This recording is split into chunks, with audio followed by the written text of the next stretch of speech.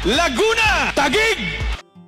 Ikinatuwa ng maraming netizens ang naging paraan ng pag-host ng kapuso actor na si Alden Richards sa nakaraang Miss Universe Philippines 2024. Tila umano may galit si Alden lalo na nang mag-anunsyo ito ng mga kandidata. Agad ding ginawang memes at pampagood vibes sa iba't ibang social media platforms ang nasabing pag-host ng actor. Marami naman ang nagsabi na cute at gwapo pa rin ang actor kahit naging mali-mali ang ibang pagbigkas nito sa ibang kandidata. Tulad na lamang ni Miss Palawan na naging palwan ang pagkabigkas ng aktor. Matatandaan na hindi lang ito ang unang beses na naging host ang aktor. Noong 2023 ay isa rin ito sa naging host ng nasabing prestigious pageant kung saan pumalpak nga si Alden na tila ba naging Steve Harvey ang eksena. Sumablay si Alden sa announcement ng Miss Friendship Award. Inanunsyo niya ang kandidata mula Agusan del Norte. Pero ang winner talaga ay si Miss Capiz. Binawi naman agad ito ni Alden at wagi rin naman kasi si Miss Agusan del Norte ng Face of Social Media Award, kaya sabay sila sa stage ni Miss Capiz. Congratulations to our Miss Friendship.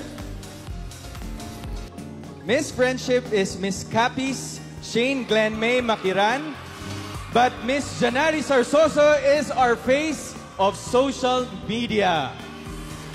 She is the delegate that ikaw na rin bago Steve Harvey. Yun nga po eh. Aminado naman si Alden sa pagkakamaling iyon. Nasalo naman daw niya agad ang pagkakamali at wala naman daw siyang sinisising ibang tao sa nangyari. Pareho naman daw winners ang dalawang binanggit niyang kandidata at naitama din naman niya agad ito. Dahil dito ay nabatikos ng mga netizens si Alden at ang bansag sa kanya ay nagpaka-Steve Harvey raw ang aktor.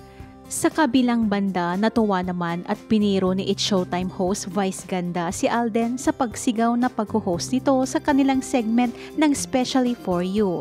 Panoorin ang eksena. Kaya pala sintakan eh. Kaya pala natakot si para si Alden sa MUPH kahapon. Bulacan! North America! Cebu!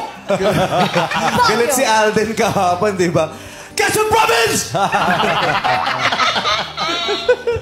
Okay, hi Alden! Samantala, may mensahe rin ang batikang showbiz columnist na si Lolit Solis kay Alden. Ayon sa kanya ay pilit umanong hinahanapan si Alden ng butas kahit wala umanong mapipinta sa aktor. Para bang ang dami umanong mga bagay na napapansin ngayon kay Alden. Dala siguro na siya ay isa sa pinakapopular na artista ngayon. Mensahe pa ni Lolit, talagang kung iisipin mo wala kang mapipintas sa kanya. Pero syempre lagi siya hahanapan ng mali ng mga taong nais siyang pabagsakin.